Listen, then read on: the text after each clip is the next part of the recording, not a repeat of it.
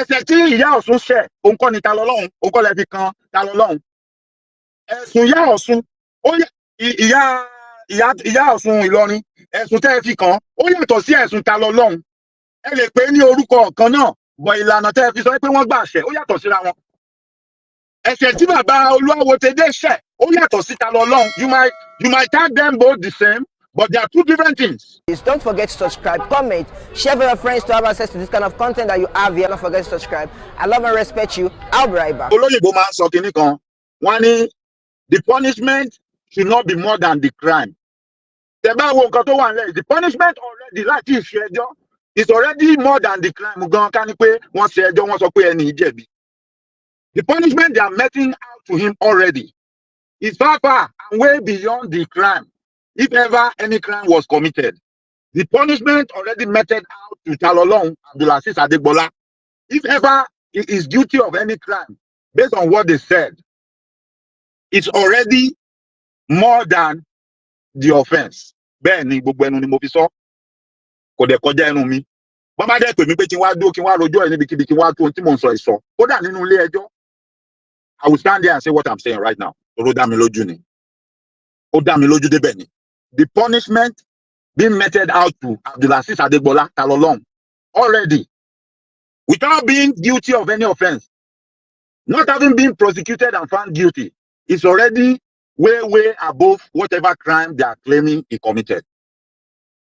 And the bail and bail condition given to him does not fit the allegation levied against him. Gbogbo ẹnu ni mo fi sọ, mi ò dẹ̀ kó jẹ́, mi ò dẹ̀ regret ẹ̀.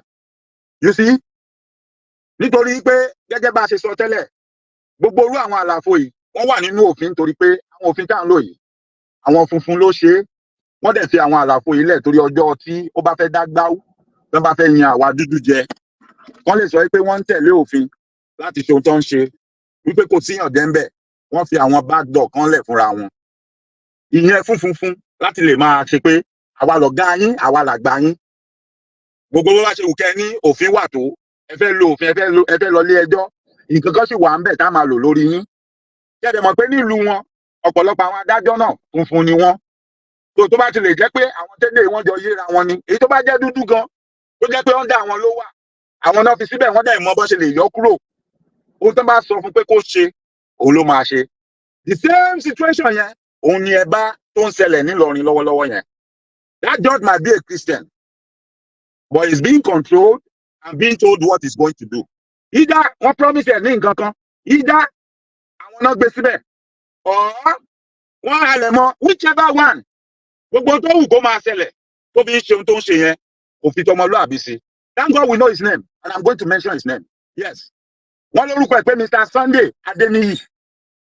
Mr. Sunday Adeniyi, if you get this video tẹ́ bá gbọ́, ayọ̀tẹ̀ fẹ́ bẹ̀rẹ̀ ni o. Yes. Ẹ̀jẹ̀ lọ kọ́ kalẹ̀, mo gbọ́ pé wọ́n ní ẹ̀ ń sọ̀rọ̀ nínú court wípé kẹ́nìkan kan máa ṣàdúrà sí yín, kan máa ṣà sí yín, kan máa ṣoògùn sí yín nínú oníṣẹ̀ṣe àtàwọn àfà. Yes, you are right. Anybody ò ní right láti lọ máa ṣà sí yín, ṣe oògùn sí yín, àbí lọ máa ṣe nǹkan kan sí yín torí pé iṣẹ́ yín lẹ̀ ń ṣe. Gbogbo ẹni tó bá lọ ń ṣà oògùn sí yín láburú àbí sáwọn ọmọ yín, àwọn náà máa forí wọn gbé. Gbogbo ẹni tó bá lọ ń ṣe ohunkóhun sí yín àbí sí àwọn ọmọ yín lórí ìgbẹ́jọ́ tẹ́ fẹ́ ṣe yẹn, àwọn náà máa forí ara wọn gbé tó bá ti jẹ́ lórí òótọ́ lẹ dúró sí ni o tẹ́ ti ń ṣe gbogbo ohun tẹ́ ń ṣe.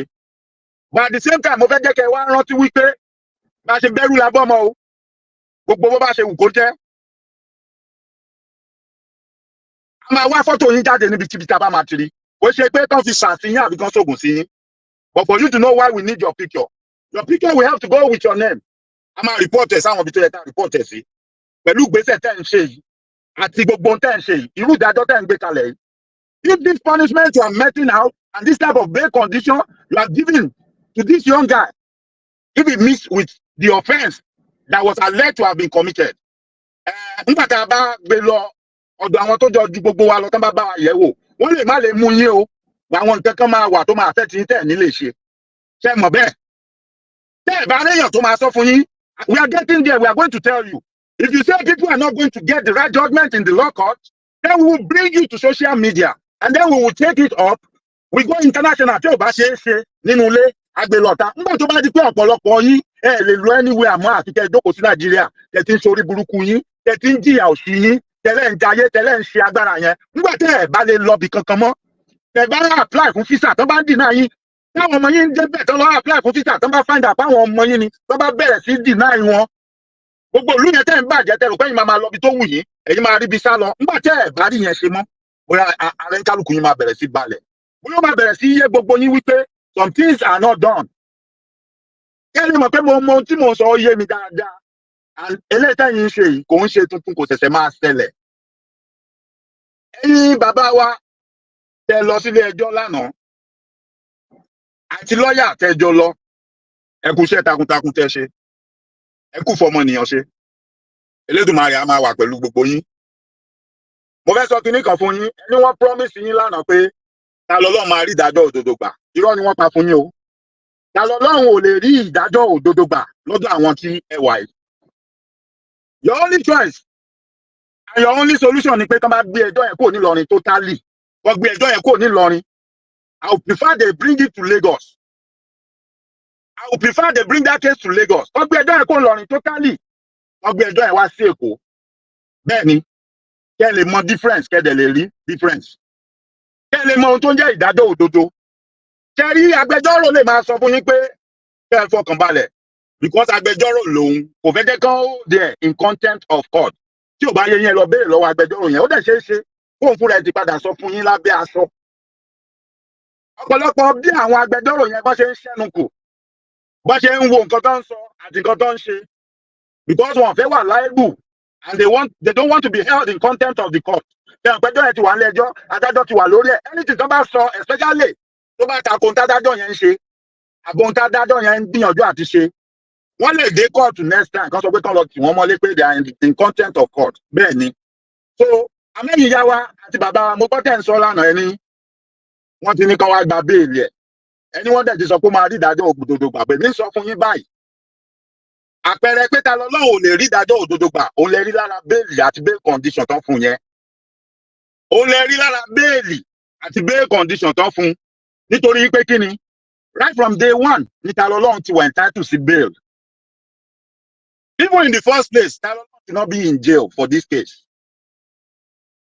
ta lọ́lọ́run shouldn't have been in jail for this case bọ̀ọ̀rọ̀ ìgbà míì nìyẹn tígi bá ré lugi òkè ẹ̀ la máa kọ́kọ́ yanjú wọ́n ti gbé e lọ́nà wọ́n ti tì mọ́lé and we don't have a way out of it other than pé kó jáde kó ṣe ẹjọ́ yẹn any other thing tó bá máa follow and ẹ má get me wrong o mi ò ń ṣe lọ́yà àtàlọ́lọ́run mi ò ń ṣe agbẹjọ́rò ẹ̀ mi ò ń ṣe agbẹnusọ ẹ̀ but I'm just saying what I know and the way it is àtàlọ́lọ́run ló ní decision láti make at the end of the day no matter the outcome of this whole scenario it's still going to be àtàlọ́lọ́run's decision not mine not yours and like I said before anything tí àtàlọ́lọ́run bá ṣe ló dùn mọ́ mi inú ló tẹ́ mi lọ́rùn because kò ní láti prove anything sí anybody mọ́ ó ti try he has gone above and beyond what I expected from him so no matter whatever he did from this point on ó tẹ́ èmi lọ́rùn kò já ráǹkì ẹ̀ kódà ó tún máa fi kún ráǹkì ẹ̀ ni even kó ṣe àṣìṣe kó padà ṣe anything lọ́dọ̀ tèmi àrà ló fi dá ó tún fi dára ni nǹkan tí máa sọ nìyẹn so ẹ má rò pé wọ́n fẹ́ tí àbí wọ́n tì no ẹ tó bá gbọ́n àwọn onílàkàyè èèyàn ni mò ń bá sọ̀rọ̀ mi ò bá di tí àwọn tó gba wèrè mẹ́sìn mi ò bá wọn sọ̀rọ̀ onílàkàyè ẹ tó gbọ́n torí ẹ pé ni mò ń bá sọ̀rọ̀ not any fool or idiot out there anything tí àtàlọ́lọ́run bá ṣe ó tẹ́ mi lọ́rùn which means I'm not pushing him I'm not asking him to do anything for me and I'm not telling him what to do whatever he does I'm okay with it I'm with him whatever decision he makes I'm with him I'm okay with it lélẹ̀ tó já sí pé ọwọ́ ẹ̀ lọ̀bẹ wà ọwọ́ ẹ̀ ní ṣú wà gbogbo àrà tó bá dá pẹ̀lú ṣù yẹn àtọ̀bẹ tó wà lọ́wọ́ ẹ̀ òun ló tẹ́ èmi lọ́rùn bẹ́ẹ̀ jẹ́ ló ṣe rí fún ọ̀pọ̀lọpọ̀ èèyàn tèmi mọ̀ tèmi ń bá sọ̀rọ̀ now that being said ọ̀jọ̀gbọ́n kan tí wọ́n ń pè ní Tacitus ó sọ̀rọ̀ kan èyí tẹ́ bá wo àkọlé mi tẹ́ bá wo orí flyer mi ẹ máa rí ń bẹ̀ ó ní formerly we suffered from crimes now we suffer from laws. Daniel is suffering from the law right now. Even though Talolong is not a criminal, the law is punishing Taniolong right now. Talolong is not a criminal. He has not committed any offense. But the law is punishing him right now as an innocent person. Because he has not been found guilty of any crime. He has not been tried. But he has been punished already, severally.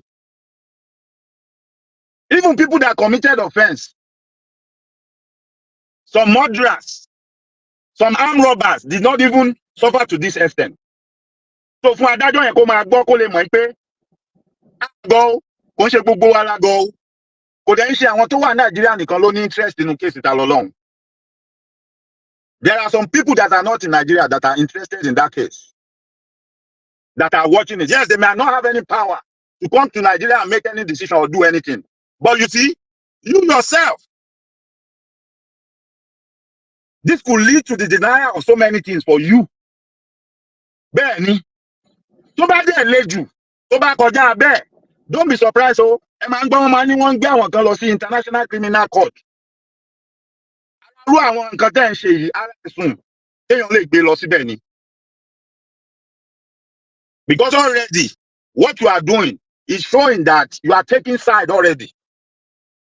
And you are acting and making decisions based on what you are being told to do by certain people. Yes, you might appear in court and act like nobody is in control of you. You are the one acting. You are not the one acting. Oh, top of fèrè ẹni fèrè ẹ̀ ń fọn jáde síta. Ọjọ́ kan béèrè béèlì Talolong tẹ́ sọ pé kò lè lọ nítorí pé wọ́n takò. Wọ́n máa padà make a decision in next hearing. Ẹ ti lọ padà jókòó ẹ ti jọ wò ó because ẹ ti rí pé gbogbo èèyàn ń pariwo dẹ̀ yé àwọn èèyàn. Wípé people don't have to be lawyers to know what is right. And you cannot hold him forever without granting him bail. But the only crooked way to act as if you granted him bail, but still hold on to him, is to make the bail something that he cannot achieve.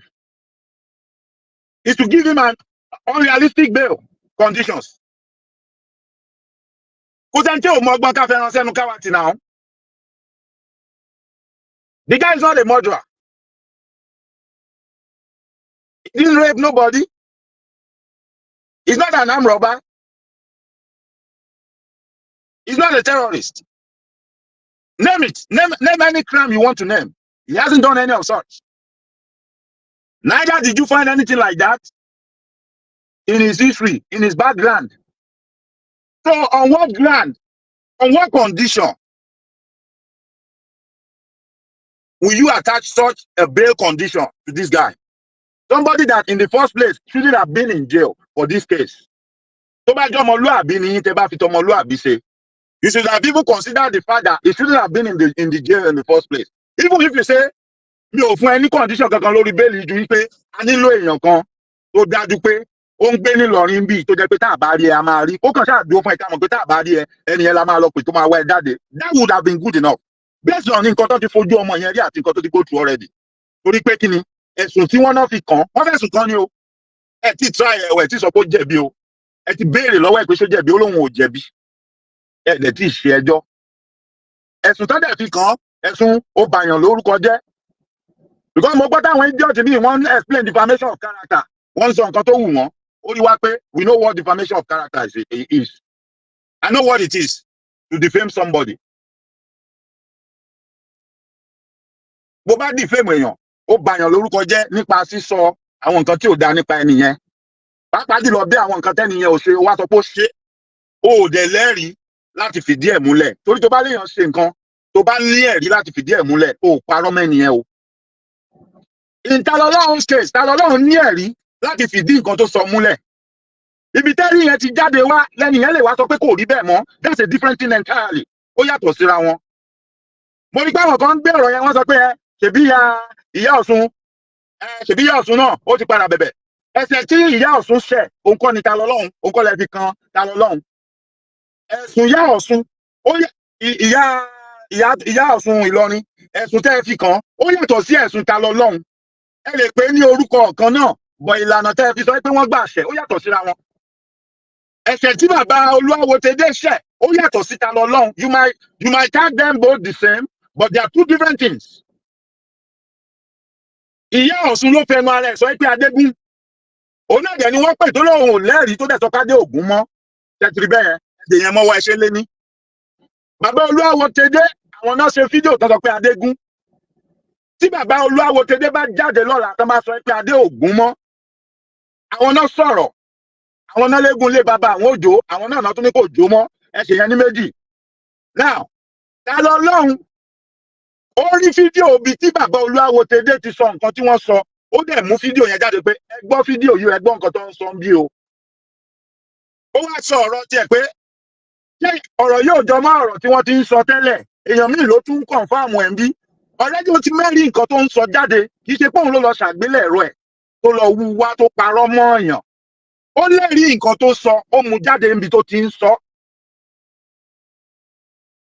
ibi tí ẹ̀sùn wọn yẹ kó ti yàtọ̀ nìyẹn ibi tó dẹ̀ yẹ kó yí ọ̀pọ̀lọpọ̀ èèyàn nìyẹn pé ojú tẹ máa fi wo ìyá Ọ̀ṣun ló sọ̀rọ̀ òun ló ní kò rí bẹ́ẹ̀ mọ́ ìyá Ọ̀ṣun ló sọ pé òótọ́ lọ́rọ̀ tí mo sọ yìí òun náà ló tún yá tó padà tó ní irọ́ lọ́rọ̀ tí mo sọ o kìí ṣe òótọ́. bàbá Olúawo Tedé did the same thing tí bàbá Olúawo Tedé bá jáde lọ́la tán bá ní ọ̀rọ̀ tí mo sọ yẹn kò rí bẹ́ẹ̀ mọ́ àwọn ni wọ́n sọ nǹkan wọn àwọn náà sọ pé kò rí bẹ́ẹ̀ mọ́. bọ́tà lọ́lọ́run kan ló sọ ọ̀rọ̀ ó lo ọ̀rọ̀ téèyàn sọ ni gẹ́gẹ́ bí oníwàásù as a preacher which all these affairs they do the same thing. All these affairs, they do the same thing. All these pastors, gbogbo yín lẹ ń ṣe the same thing. Títẹ̀ lọ Ọlọ́run ṣe. Most of you gan tí ọ̀rọ̀ yẹn ibi tẹ́ ẹ ti mú. Tẹ́ máa padà sọ pé kò rí bẹ́ẹ̀ mọ́. You don't ever come back to apologize. And nobody blink an eye. Nobody says nothing. Meanwhile, tí ìfún bọ̀bọ̀ yìí ní any opportunity kí ẹni tó sọ̀rọ̀ kó jáde kó sọ pé kò rí bẹ́ẹ̀ mọ́. Kẹ́ni wá sọ pé dandandan o. Èmi ò gbà bẹ́ẹ̀ lórí o ẹ fún l'opportunity yàtọ̀ tẹ́ fi jí gbé tẹ́ lọ tì mọ́lé tẹ́ ń fi àjẹ́. èmi náà ń bẹ́sẹ̀ lórí nǹkan tẹ́ sọ pé torí ẹ̀ mú ni o àní mú nǹkan kan mí wọ̀. ẹ tó bá dẹ̀ fẹ́ wá bí wá sọ anything don't bring anything to it ẹ jẹ́ ká dúró lórí pé defamation of character yẹn náà ni. so don't come here with your religious bigotry and be talking about Osun Kurani. Ó bú àwọn àfáà kan I don't want to hear it because you all said we should base this on him defaming somebody so let's talk about that and don't bring nothing else into it. báwo wọ́n ní ẹ̀jẹ̀ ká tiẹ̀ wá gbà pé at the end of the day gan wọ́n lo àlùmọ̀kọ́rọ́ wọ́n lo gbogbo ẹ̀ wọ́n wá sọ pé àló jẹ̀bi ní dandan. Tell me how this punishment fits that crime. Tell me. ó dẹ̀ máa ń ní kinní kan tí wọ́n máa ń sọ àti ṣe analysis yìí àti sọ orú ẹ̀ sẹ́yìn àti ṣe comparison wípé when you have a vested interest in something but you want real justice, true justice, you recluse yourself, you stay away totally from that thing, you let outsiders make decision on that. Ìyẹn ni òfin ní àpíà yìí pé you are biased. Ìyẹn ni òfin ní àpíà yìí pé nǹkan tó ń fọn fún fèrè inú ilé ni fèrè wá ń fọn síta. Which means in the first place, number one, no, ta lọ́rùn ò gbé Ìlọrin, Ìbàdàn ló ń gbé. If you said he has committed a crime, kò wá sí Ìlọrin wá commit a crime yẹn. Even if you say he committed it online, which video tó ṣe online ló ti ṣe, but he was in Ibadan when he made the video. He didn't make it at Ìlọrin. So which means kò sí nǹkan kan tó sọ pé kán gbé ta lọ́rùn lọ Ìlọrin lọ máa prosecute. Since tó dẹ̀ ti jẹ́ pé gbogbo ẹ̀yin àfáà Ìlọrin any interest, vested interest nínú kéèsì yẹn. Láti jẹ́ kí gbogbo àgbáyé kí gbogbo èèyàn rí pé ẹ lu ọwọ́ ọlá o, ẹ̀jẹ̀ dọ́gbọ́n sí o, òfin lè fi mú bẹ́ẹ̀ ṣe sọ o, pẹ̀lú bẹ̀rù Ọlọ́run. Ẹ jẹ́ ká prosecute ẹ̀ ní Ìbàdàn. Ọ̀tẹ̀ bá wà wò pé Ìbàdàn náà ti bí ta lọ́lọ́run àwọn ará Ìbàdàn lè fẹ́ gbé lẹ́yìn ẹ̀. Ẹ ní kó gbé kéèsì yẹn, ẹ gbé lọ sẹ́kọ̀ọ́ ní Tragrand. Fẹ́yìn méjèèjì, everybody àwọn hands up tí ilé ẹjọ́ ṣe nǹkan tó bá yẹ kán ṣe lórí ẹjọ́ yẹn. Because tó bá jẹ́ pé bẹ́ẹ̀ ṣe tó nìyẹn, ta lọ́lọ́run ò ní sílẹ̀ wọn, kò dẹ̀ ní máa gbanú ẹ̀wọ̀n wá sílé ẹjọ́. Lórí mo rí pé a lot of people ń jáde, wọ́n fẹ́ máa ṣe atótónu, wọ́n fẹ́ máa rojọ́ pé àfi tó bá bẹ̀bẹ̀ because that is actually what you wanted all along. Ní kéèsì kankan tẹ́ fẹ́ bá ta lọ́lọ́run fà, ẹ mọ̀ pé ẹ lè win ní kéèsì yẹn. Wọ́n bá gbé kéèsì yẹn lọ sẹ́kọ̀ọ́, mo bá yín bẹ́ẹ̀ tiẹ̀, call my bluff. Ẹ sọ pé bàbá kan tiẹ̀ ń lérí. Ṣé báwọn lọ́ọ̀yà yín good ẹ dẹ̀ mọ̀ pé wọ́n good. Take that case and transfer it to Lagos. Let us see. Ẹ kọ́ ní bluff mi pé ẹ máa win ní kéèsì yẹn. Ẹ gbé kéèsì yẹn lọ sẹ́kọ̀ọ́. Ẹ jẹ́ ká wò ó. Ṣé bí lọ́ọ̀yà yín good? It's a sign, right? Take the case and transfer it to Lagos. Let's see. Ṣé bí lọ́ọ̀yà yín good? Ẹ̀yin ẹ̀ má gbàgbé mo ti sọ sáwájú. Ta lọ́lọ́run will be the one to decide whatever he wants to do. Eléyìí tẹ́mi ń sọ yìí. bó ṣe ń kẹ́mi lára atótónu tèmi lèmi sọ gẹ́gẹ́ bí ojúlówó ọmọ Yorùbá tó dẹ̀ ń dùn mí pé wọ́n fọwọ́ lágbá ọmọ Yorùbá ẹgbẹ́ mi lójú òun lọ̀rọ̀ tèmi sọ yìí èmi ò ń ṣe ẹni tó máa pàṣẹ nǹkan títa lọ́lọ́run máa ṣe fúta lọ́lọ́run so let nobody come and tag me or call my name pé àwọn kan náà ń tì sí no ta lọ́lọ́run is free to make his own decision whatever decision he makes I will support it kò dẹ̀ diminish ẹ̀ níwájú mi kò dín ikù torí ibi tó rí ọ̀pọ̀lọpọ̀ ti pé nìyẹn wọ́n máa bọ́ síta wọn ẹ̀yin lẹ́ ń tì sí ẹ̀yin lẹ́ ń kọ báwo ni mo ṣe kọ́ nínú sẹ́ẹ̀lì mi tẹ́ tì mọ́ ṣáwa là ń sọ fún no he knows what he wants ó dẹ̀ mọ̀ orí èèyàn tó ń jẹ́ ó dẹ̀ mọ̀ pé wọ́n ń yàn òun jẹ ni ó dẹ̀ ń jà fẹ́tọ̀ ẹ̀ bọ̀ nǹkan tẹ́ ń fẹ́ ni pé anybody máa support ẹ̀ kó dá wà lóhùn nìkan kẹ́lẹ̀ níyà ẹ̀ ti jẹ́ dáadáa so because you are not getting that ẹ fẹ́ máa lo psychological trauma fáwọn èèyàn wípé àwọn tó ń sọ̀rọ̀ ẹ̀ tó ń gbé tó ń tẹ̀lé yẹn àwọn ni wọ́n ń kó bá no it's not going to work on all of us torí pé ìkan tẹ́ ẹ̀ ń dúró dè ní pé kẹ́ ẹ ní opportunity láti lọ nulẹ̀ lọ máa sọ pé kò sẹ́ni tó ń sọ̀rọ̀ ẹ mọ́ ń ta o àwọn èèyàn gan wọn rí kí ẹ rò mọ́ thinking pé bóyá yẹn ló máa mú tó fi máa wá bẹ̀yìn tó fi máa ju ọwọ́ lẹ̀ but that is not going to happen àwọn ọmọ Yorùbá ti sìn àwọn kan wà tó jẹ́ pé no matter what happens a fi tẹ̀sí ṣe a dẹ̀ fi tibi tí èèyàn tó ń gbé àbí ìhà téèyàn kọ sí wa a fi ṣe àwọn àkàndẹ̀ tún wà ohun táwa ta tọwọ́ bọ̀wé fún ta sign fún ta la fẹ́ máa ṣe kò fààyè gbà pé ta máa choose side ta máa choose ẹni ta fẹ́ support àti ẹni ta fẹ́ support ohun táwa sign fún ta fẹ́ máa ṣe kò fààyè ẹlẹ̀ kò fààyè gbà wá ohun tó sọ fún wa pé ká máa ṣe ni pé gbogbo ibi tá bá ti rí tí wọ́n ń fọwọ́ pa ẹ̀tọ́ ọmọnìyàn lójú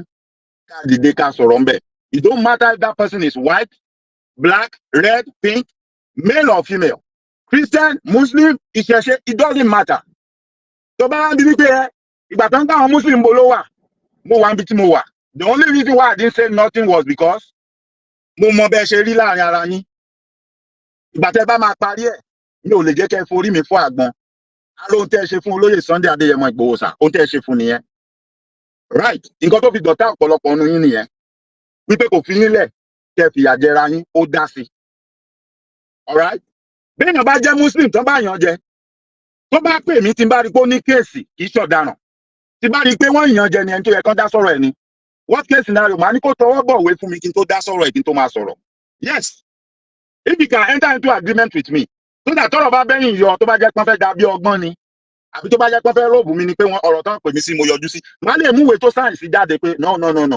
I'm a human rights activist ẹni ló pè mí wípé kí n dá sọ̀rọ̀ yìí àdéhùn tá a dẹjọ́ ṣe ni mi ò dẹ̀ kọjá àyè mi. Aya gbọ́ Ògúngbè gbọ́n o aya ń tiro Ògúngbè náà ń tiro ni. Ayé wọ́n ti ṣe nǹkan fún yàn kan ó ká mi lára mo fẹ́ sáré jáde lọ sọ̀rọ̀ ó ti kọjá.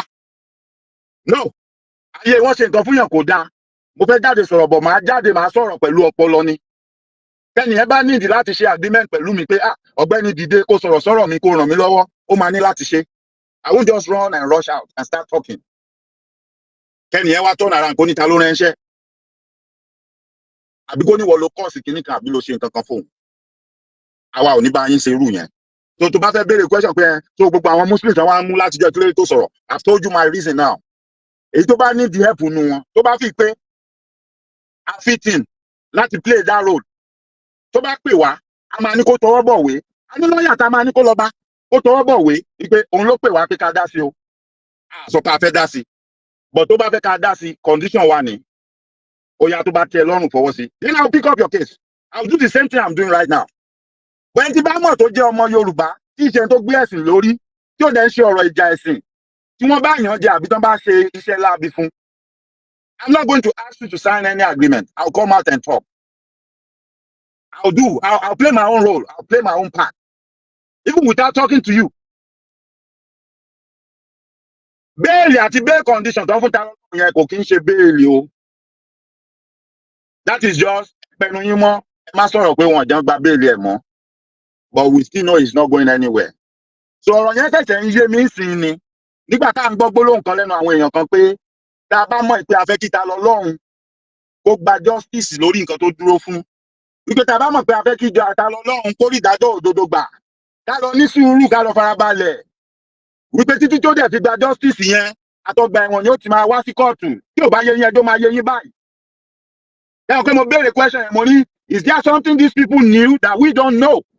Ó ti wá yé mi báyìí. Ó ti yé mi báyìí. Ó ti yé mi báyìí. But I don't have anything to say to these people anymore. Adájọ́ yẹn gangan la bá lọ́rọ̀ báyìí. Adájọ́ yẹn òun gangan la bá lọ́rọ̀ báyìí. Bọ́mọdé bá gbọ́gbọ́n kúkú, àwọn òbí ẹ̀ máa ń gbọ́gbọ́n sísin sípadò. Ọmọ tó bá gbọ́gbọ́n kúkú nígbà ẹ̀rùn, àwọn òbí ẹ̀ máa gbọ́gbọ́n sísin sípadò. Bẹ́ẹ̀ ni, òun ló tó wà nílẹ̀ yìí. Mo gbọ́ tán ní adájọ́ yẹn ń sọ nínú kóòtù pé àwọn àrídájọ́ òdodo gbà. Kọ́mọ ya fọ́tò àwọn o, kọ́mọ lọ máa sàsá wọn o àti apá ọ̀tún àtàpá òsì.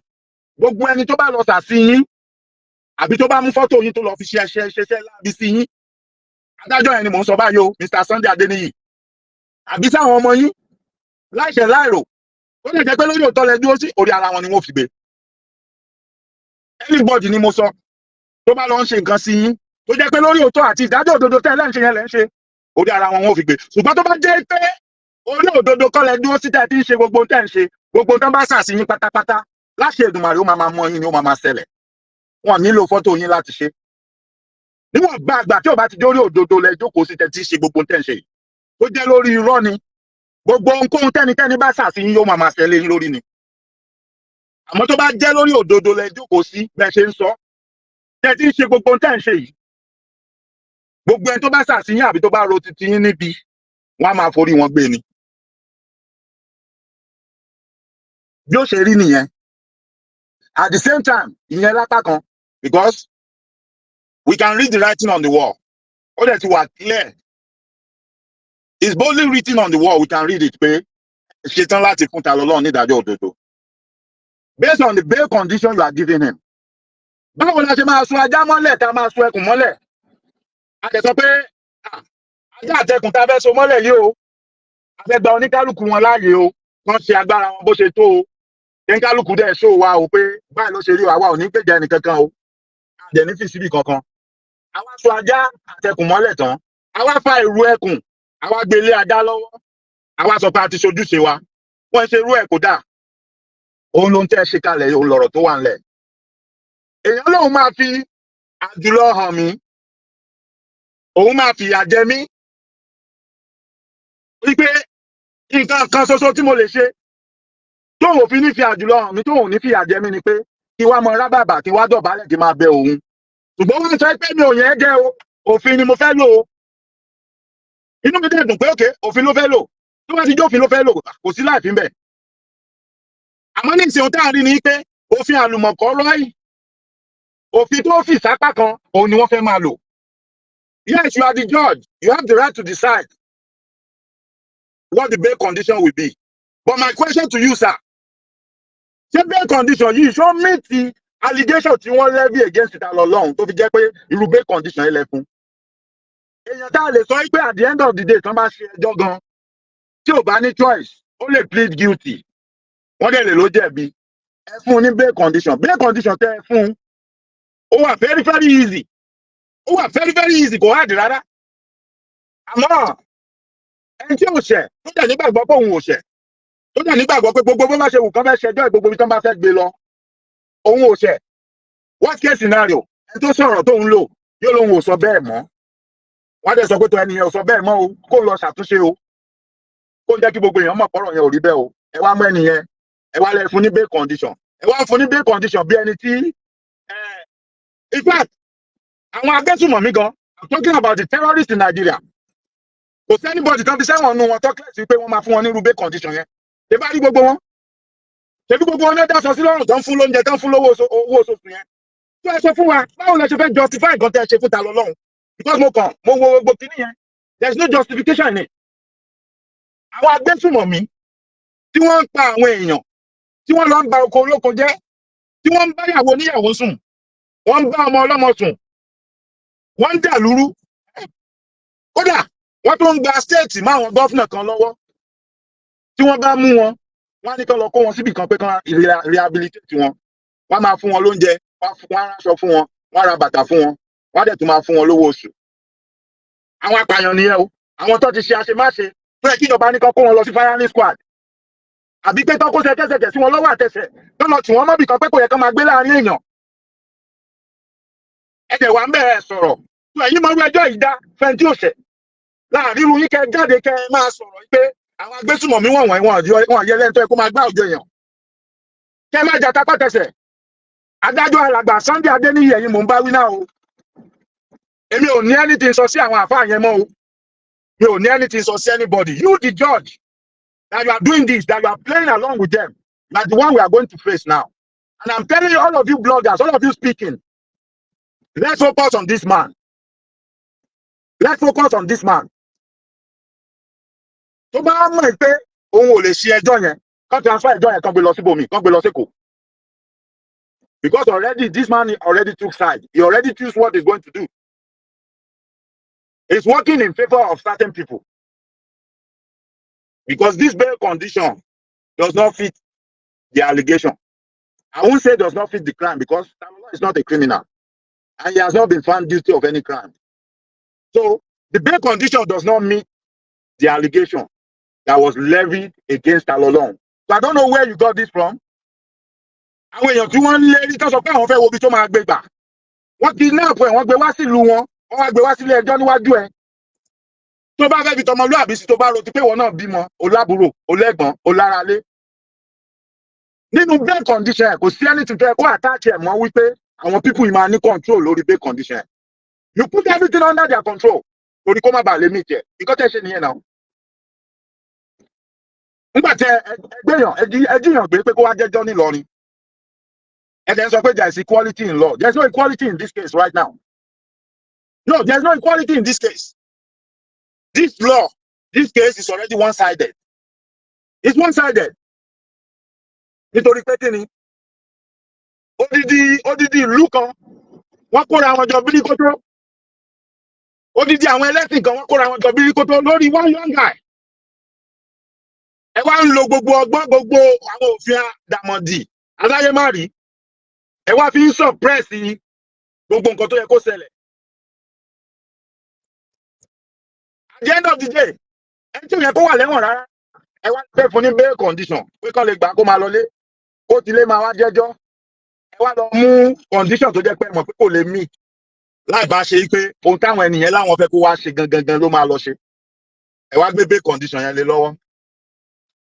If you need evidence relating to what I'm saying now, the evidence is bound.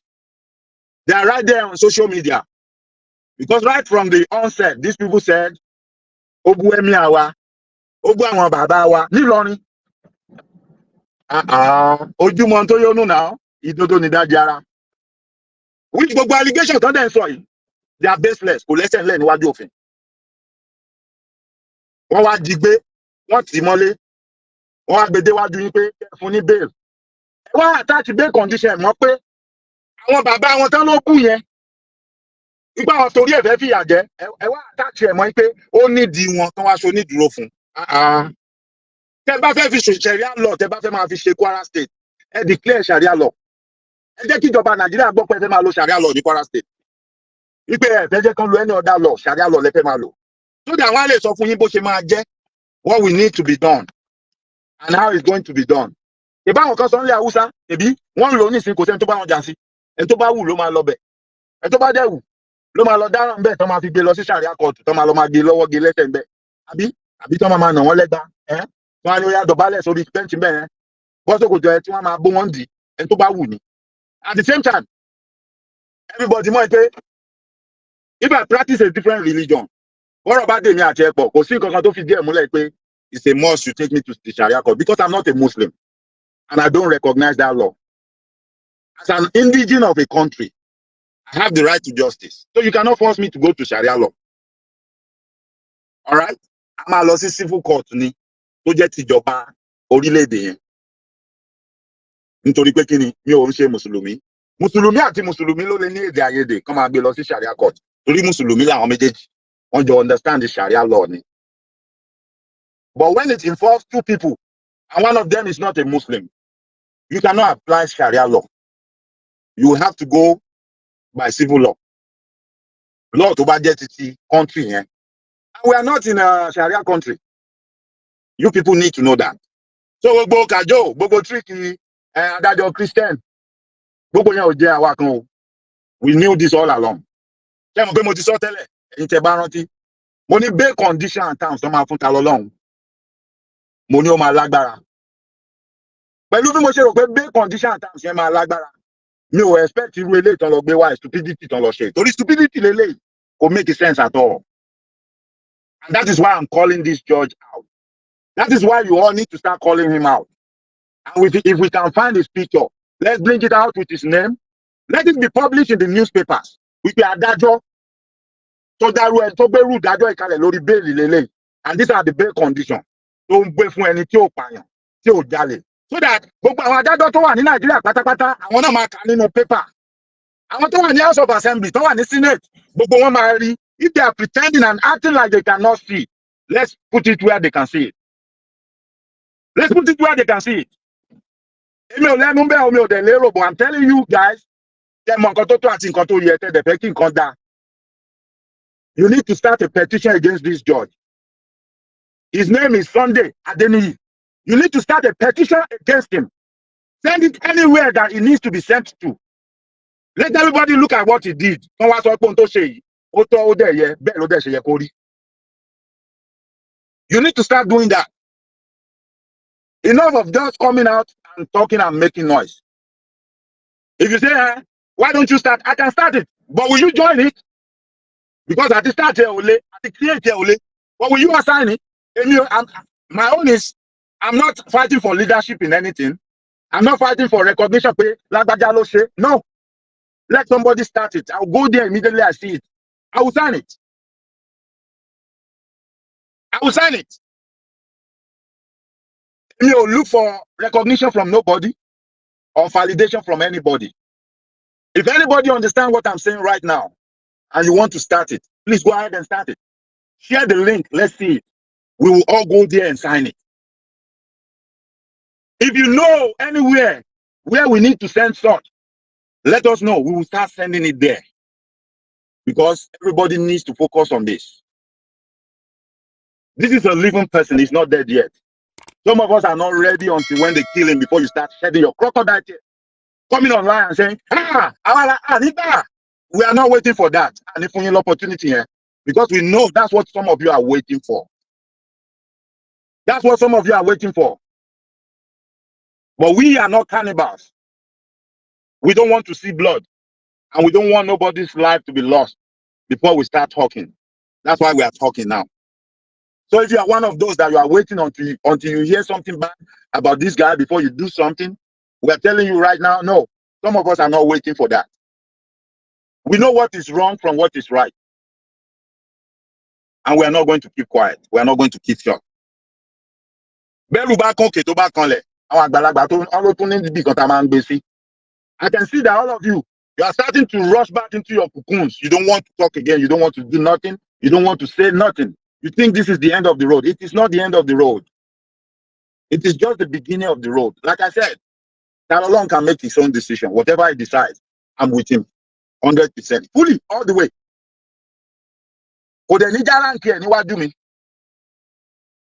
He doesn't need to prove anything to me anymore. And I don't think he needs to prove anything to anybody. No, he doesn't. He has achieved a lot that a lot of people could not even achieve. Yes. So whatever decision he makes today, I'm with him all the way. All the way, I'm with him. So it's not about one thing, one komagba. No, it's not about that. Whatever decision Talon makes, I'm with him.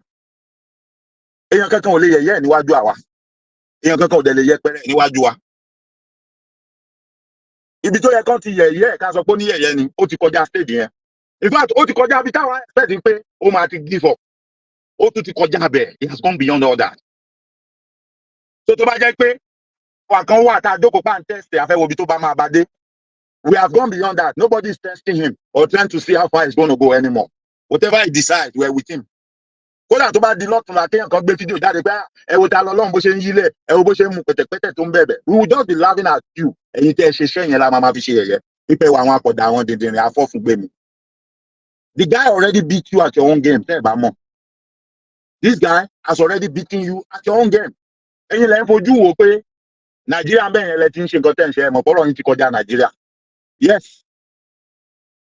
Afẹ́kan mọ̀ kan pé àwọn kan nu yín tẹ́lẹ̀tẹ́lẹ̀ náà wọ́n ti bí wọ́n dá wọn lè wá sí Amẹ́ríkà mọ́ láyé wọn. Wọ́n ti ṣàṣemáṣe so wọ́n mọ̀ pé àwọn lè wá sírú bíbá mọ́ láyé wọn. Now, America kọ́ ni anything. America ò dá nǹkan kan for anybody. So don't get me wrong. Don't get me wrong. Wàá máa wọn kan nu yín tó jẹ́ pé wọ́n ti bí wọn dá. Àwọn gan ò lè sọ lẹ́nu mọ́. Wọ́n ti wá bẹ̀rí wọ́n ti balẹ̀ jẹ́. Wọ́n ti gbé wà lé wọn, wọ́n gbé dóde. But some of you that have the ambition pé njọ́ kan fẹ́ wá lóyìnbó. Ẹ̀yin alàgbà George yìí, Sunday Adeniyi, Mr. Sunday Adeniyi, I don't know you. But orúkọ yín ni Mr. Sunday Adeniyi. Àpè yín fún kú, àpè yín fárùn. Ó máa dá fún yín o. Ẹ máa ṣoríire. Ẹ máa gbó, ẹ máa tọ́. Ẹ fọwọ́ páwú, ẹ bèrè jíjọbì. Gbogbo ẹni tó bá ro ti yín àbí tá ọmọ yín níbi. Tó dẹ̀ jẹ́ pé lórí òótọ́ lẹ wà. Ẹ bá wọn pawọ́pọ̀ máa fìyà jẹ aláìṣẹ̀ àbí máa bá wọn dọ́gbọ́n sọ̀rọ̀ òfin. Ẹni yẹn ló máa forí ẹ̀ gbé gbogbo ẹrù tó bá dì.